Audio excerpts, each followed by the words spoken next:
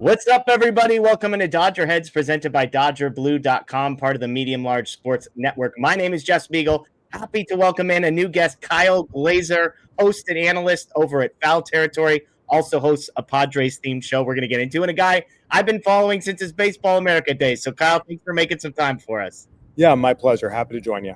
It's good timing for you as a guy who's hosting a Padres show to hop on. We're recording this the night before it'll post. So as of now, it's a one-game spread in the division. But I just want to start there. What's the vibe like in and around the Padres as this divisional lead shrinks and shrinks and shrinks? You know, within the clubhouse, it's just kind of a quiet confidence that really has been there all year. Obviously, there's a lot of excitement surrounding the Padres when you look at the fan base, and even some front office officials are getting really, really excited about what's possible. But in terms of what's inside the clubhouse, this is a Padres group that has just been confident that they can compete with the Dodgers. They felt that way really since, you can argue since 2022 they felt that way, but especially last year, just knowing they went toe-to-toe with the eventual World Series champions. Really, this is a situation where the team had some injuries early. They had some clear holes. Now the guys that they need to get healthy in the rotation have gotten healthy. They addressed their lineup holes at the deadline. And now they feel like they have the talent to go out and compete with anyone, but just the confidence within the clubhouse, that's been pretty consistently there for a few years now. When you look at these two rosters as a guy, I mentioned you're part of Foul Territory, so you're looking at baseball from the 10,000-foot view as well. Yep. Do you see a gap between the talent on these two groups now that the Padres made the moves that they made at the deadline? Not to the degree that it appeared to be going into the season, for sure. The gap has definitely closed when you consider, look, the Padres are getting Michael King and Yu Darvish. They're back in the rotation now. Darvish is starting to round into form. King, it's only a matter of time. And look at that top four, that rotation of, King, Darvish, Pivetta, and Cease. That's a top four that can compete with any top four, the Dodgers included, when they're right. And then the same goes for the Dodgers. Their guys need to stay healthy as well. In terms of the lineup, just some of the holes we've seen the Dodgers have in their lineup this year, and they didn't do a whole lot to address them at the trade deadline. The Padres addressed theirs. So again, I still think you look at the Dodgers lineup overall when you have guys like Shohei Ohtani and Freddie Freeman and all the guys that can do damage. Look, and objectively, the Dodgers have been a better offense than the Padres this year by any measurable, statistic. But I will say the gap is closed. So I think that whatever talent deficit there was when we looked at opening day or even in June, it's shrunk to a point now where it's so minimal that it can go either way. Yeah, and it is interesting because both teams, as you mentioned, are kind of probably believe that their best baseball is still in front of them. You mentioned the health of the Padres rotation. The Dodgers in the same boat. It's like, great, Snell just got back. Glasnow just got back. They hope the bullpen can round into form. But were you surprised seeing – I don't think anybody's surprised to see the Padres do what they did at the deadline. How surprised were you at how inactive the Dodgers were? As we're recording this, Brock Stewart was just placed on the injured list, not even sort of. The best player they went and got at the deadline, and a guy with injury issues is now hurt. So how surprised were you that the Dodgers were as quiet as they were? I was definitely surprised just because if you look at the last few years, the Dodgers have made at least one big splashy trade every deadline, whether it was, Jack Flaherty last year, and you can throw Tommy Edman and Michael Kopech in there as well. Without those trades, they don't win the World Series. Yeah. The Lance Lynn trade didn't work out, but that was still a splashy headline trade in 23. You go back to Max Scherzer and Trey Turner. The Dodgers always seem to do at least one big move at the deadline. So seeing them not do that this year, it was surprising. But at the same time, you understand the logic of, again, Tyler Glasnow had just gotten back. You knew you were getting Blake Snell back. You knew Shohei Ohtani was going to start ramping up and going deeper into games. You knew you were going to get Roki Sasaki back. So the argument is they were going to get better players back on their own roster than they would have at the trade deadline and an acquisition. So that seemed to be the mindset. We'll see if it pays off. I will say I do think they needed to do more in the bullpen. Again, Michael Kopech's going to come back. They have some extra arms they could potentially use, but that's the one area where you can say, hey, the Padres have a very clear-cut advantage. Padres have the best bullpen in baseball and have all year, even before the Mason Miller trade. Statistically, they were first in everything with some room to spare. That's the one area that I think they probably should have been more aggressive in addressing, and they did have the resources in terms of prospects to do so. Ultimately, they chose to ride with the guys they have. We'll see if it pays off. You mentioned the prospects. A lot of discussion. Obviously, Mason Miller going to the Padres, the headline, incredible talent, a number of years of team control. You're also a prospect guy, and not every prospect guy is like a never trade my prospects person either. But what did you think of what they gave up? Because some people as good as Mason Miller is, would say to give that up for a relief pitcher. And again, Dodgers fans are probably right now wishing they had given up that level of prospect for Mason Miller. But what did you make of the cost it took to get Mason Miller? I was definitely surprised the Padres paid it. And look, Mason Miller is a monster. Like, you watch him pitch, and he's one of those guys you just go, holy crap. I mean, we know what an enormous talent he is. And I will say, people tend to underrate the importance of relievers, particularly prospect hounds. That's why I always say, I'm not a prospect guy, I'm a baseball guy. And that means knowing the majors, the minors, all of it. Yeah. And I will say, we see it every year. Teams that don't have good bullpens or good relievers don't go very far. You really, really need them. So I will say, people looking at it from that perspective tend to underrate how important elite relievers are. That said, I was surprised by the cost of Leo Dallas DeVries, just because top 5, top 10 overall caliber prospects we really haven't seen traded, except for guys who are perennial MVP contenders, perennial Cy Young Award contenders. And as good as Mason Miller is, he's not that. So that move surprised me. But I think if you look at the entire picture, and not look at just that one move, but look at the 14 players the Padres traded away, the 8 they acquired, and look at the big picture, the pieces made sense. So I think when you look at it from that perspective, which is the perspective you should look at it, then you say, okay, yes, the prospects they acquired, for the upgrades they made, literally for every aspect of their team, rotation, bullpen, lineup, bench, that makes sense. Yeah. And I love the way you put it, not a prospect guy, a baseball guy. For somebody who follows baseball the way that you do and understands the levels that you understand. I mean, AJ Preller is like a perfect test case. And I don't want to make this all about the Padres, but I know there's a lot of Dodgers fans who are divided because they look at the cost to go get a Mason Miller and they're like, I didn't want to pay. I wanted Mason Miller. I didn't want to have to pay that price. And there's some Dodger fans who are, I would say, quote unquote, prospect people who are like, man, AJ Preller is just firing those guys out of the system, and some of them have gone on to become incredible players. So what do you make of AJ Preller's approach over the last 4 or 5 years? Obviously, it hasn't netted the World Series that they're chasing yet, but do you think it's still been successful in spite of that? I think that the Padres have certainly accomplished more in the last 5 years than they have in any 5-year span in their history. They've made the postseason 3 times in the last 5 years. Looks like they're going to make it for a 4th time in 6 years, something they've never done. So in that sense, you can say, yeah, some things have clearly worked. I do think there are some trades that were made that were not wise the moment they were made, and they have come back to bite the Padres in a big way. So I'm not going to sit here and say, oh, everything's been great, but I'm also not going to sit here and say, oh, everything's been terrible. Again, I know in the social media fueled world we live in, people want everything to be all or nothing. There's nuance. I think overall, AJ Preller, for the most part, has done an admirable job of acquiring players who put the Padres in a better position to win than maybe they were at the beginning of the season. Now, the price he has paid to do that at times has been too high. But I think when you look at the overall picture of, the Padres are World Series contenders, pretty much they were in 2022, they were in 2024, and they are again this year. That's all you can really ask from a GM. So the bill will likely come due at some point. But if they get to a World Series or win a World Series, no one's going to care. Yeah, and that's the fascinating thing. As a Dodgers fan, having made the playoffs, like 9 or 10 years in a row and not won any World Series, it was kind of like the playoffs are such a crapshoot that the idea of sending a top 5 prospect for one player, even if he's got a few years of team control, to help you once you get to this dance floor that is seemingly random. The best team has at best a 30 to 40% chance of winning. I think that's always a balance, and I don't know what the right answer, because the Dodgers have pushed their chips in at times, and they've held their chips at other times, and this appears to be a pay all your money in the offseason and hold your chips. But to me, as a baseball fan and somebody sort of following and covering the Dodgers, that's the balance that is always tricky to evaluate, and the Padres and Dodgers this trade deadline have just taken different roads. And look, as aggressive as the Padres were at the trade deadline, the Dodgers were equally aggressive in the offseason. The Dodgers, the capital they choose to use is money. The Padres, the capital they use to choose is prospects. I would argue that money is just money. The prospects, giving those guys away will hurt you more, but it's what the Padres have at their disposal. Again, the Dodgers, through their tremendous business investments, through their television deal, through their global appeal, are just able to bring in more money than really any other team in baseball.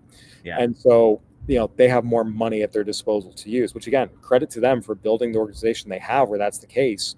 For other teams, including the Padres, who certainly make their fair share of money, they have to use prospects as the capital to upgrade their roster. So again, I will say also, I will push back a little bit on the playoffs being a crapshoot. I think that's kind of, people like to say that, but there are some common themes we see year after year after year. And the first is you have to be in the top half in payroll. If you're not in the top half in payroll, you're not going to win a World Series, period. To acquire the depth and stars you need to win a World Series, you have to be top half in payroll. You have to hit for average. There's a higher correlation between batting average and success in the postseason than there is slugging percentage and power. Now you need both, but you can't be an all or nothing slug team. You have to hit for average and power. And you need to have at minimum 3 quality starters and a great bullpen, preferably 4 usable starters. So, every year people get excited about the Rays, the A's, the Brewers this year. Realistically, we know those teams just, once they get to the party and they're facing the best of the best, they don't have the horses to compete because they don't have the resources to acquire what they need. So I will say from the Padres' perspective, for so many years, they weren't in that bucket. They were never top half in payroll. They didn't have, a lineup that could hit for average or power. And they very rarely had more than, they always had good bullpens, but they rarely had more than two, maybe 3 starters really liked. And they've upgraded to the point where now they are able to put themselves in the best position to be in the postseason. So you're right, nothing's guaranteed, but those are the minimum threshold requirements you have to have. And both the Dodgers and Padres have that. And that's a smart team. That's smart team building and smart roster construction and smart business. Yeah, that's a good way of putting it, is once you get to a certain point, there's probably a level of randomness. But if you're not at that certain point, then you put yourself behind the 8 ball. Correct. Again, not spending enough money, not spending enough to acquire the stars and depth you need. That's not randomness. The A's and Rays losing it's not randomness. It's they have not put in the investment to win, period. Yeah. I want to talk prospects in Dodgers farm system. The Dodgers obviously chose, again, to keep their lottery tickets at home and hold them to themselves. You had a fascinating article, which was the reason I reached out a couple of weeks ago, where you reference an old Baseball America article that you had written about kind of like what are the odds that any of these prospects actually pan out. And you listed the stats. You said you estimated the average farm system had 35 guys who will reach the majors, 11 who are future regulars, and 3 who are potential all-stars. Yeah, so it wasn't an estimate. It was actually a full-blown study we did where we looked at results. And this was the results over a 15-year sample. And I was surprised at how many big leaguers and regular big leaguers you saw. But yes, the findings were over that 15 years of data we looked through. The average farm system will have about 35 guys who will reach the majors. Now, some of them only play 1 game. Some of them only get 1 at bat, but they get there. 11 or so become regulars. When we say regulars, we mean, playing, a certain at bat or innings pitch threshold. It's like, this is an everyday player. And then the one that was really surprising to me was seeing even an average farm system has about 3 future all-stars in it. That really surprised me. But again, sometimes it's, a reliever who gets in as a token all-star. So there's different levels of all-stars. But yes, those were the findings of our 15-year study, over our study of 15 years of data. Yeah, I'd love to see like the Colorado Rockies, their future all-stars. Like how many of those guys played on all-star teams with multiple Rockies players on the all-star team or something like that. Yeah, and again, a lot of times too, that's just who's in a team system one year, but guys get traded all the time. So again, I think it's something where, and sometimes guys make one once when they're really young, or they make one once when they're really old, or they have the best year of their careers, the Brian LaHaires of the world. So again, that was just the overall findings. But yeah, there's definitely different levels of all-stars. So knowing that and saying, hey, I'm surprised at how large these numbers are, did that change the way that you approached trading away prospects? I wouldn't say trading away. I think it changed my perspective on when, going out and seeing guys and talking to executives and talking to scouts and talking to directors, really feeling like X many guys actually have a shot. I think for a long time, I went in thinking the real number was maybe 10 to 12 play in the majors for a day, maybe 4 or 5 have any sort of career, and maybe one's an all-star if you're lucky. Seeing these numbers, doing the study, I would say made me a little more open-minded about some guys who maybe I was questioning or wasn't as high on, and maybe giving them the benefit of the doubt to get there, as opposed to just saying they're not going to get there. Yeah, fair. Before I let you go, I'd love to hear your thoughts on the Dodgers farm system, given that, hey, they kept these guys. They're still there. They have a ton of outfielders at the top of the farm system, which is different. For a while, it was only pitchers, it felt like, in their organizational top 10. But what are your thoughts on kind of the farm system the Dodgers have developed and how it might impact the way this team is built over the next couple of years? Yeah, look, the Dodgers have a great system. Every year, there's tons of talent. They do a great job in the draft. They do a great job international. I know Dalton Rushing's in the majors, but for all intents and purposes, he still is kind of a prospect because he hasn't had a shot to play every day. You look at Josue DePaula, you look at Alex Freeland. It's a lot of guys who are close to the majors or have reached the majors in the cases of Freeland and Rushing. And there's a lot of guys sprinkled throughout really every level you can look at and say, yeah, this is someone that you can see making an impact. I will say, the Dodgers for so many years were the best team at bringing up homegrown players and integrating them from, Jock Peterson to Corey Seager to Cody Bellinger to Walker Buehler to over and, Will Smith. I mean, so many guys who were homegrown talents. They then did pivot to using them more in trades, though we still see some homegrown guys. Andy Pages has come up. We've seen Landon Knack and Justin Robleski. But I think that it'll be interesting to see which tack they take moving forward, because there is a certain point where if you start trading all of your prospects for, older, expensive studs, there's a point where the bill comes due a little bit.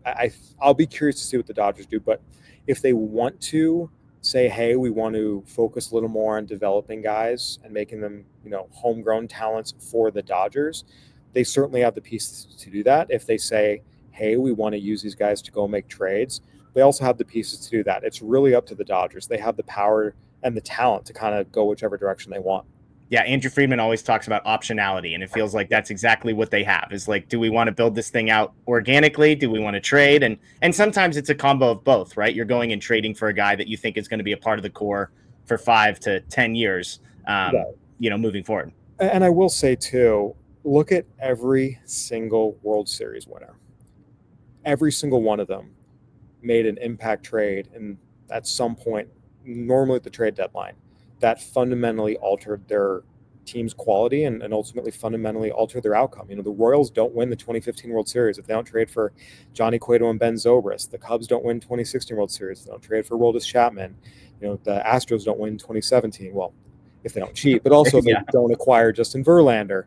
It goes on and on. And to the Dodgers point, if they don't have Jack Flaherty, Michael Kopech, and Tommy Edman last year, they probably don't win the World Series. Totally. You have to, at some point, you do need to trade some prospects. It's just a matter of making sure you trade the right ones and making sure you keep enough guys that your team isn't going to be in real trouble when maybe some of your veterans age out or get really, really expensive.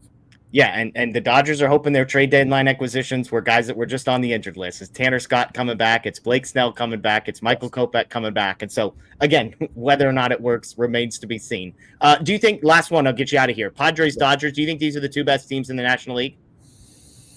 I mean, the Brewers have won like 1 million in a row, so it's a bad time to ask you that question. I would say no, just because realistically, I mean, again, I have doubts about what the Brewers will do in the postseason. Just historically, we see this a lot. Again, A's, Rays, Brewers, it kind of happens a lot. But the quality of baseball they're playing, and I'm a big believer in you are what your record says you are. Totally. And I think you have to tip your cap to the Brewers.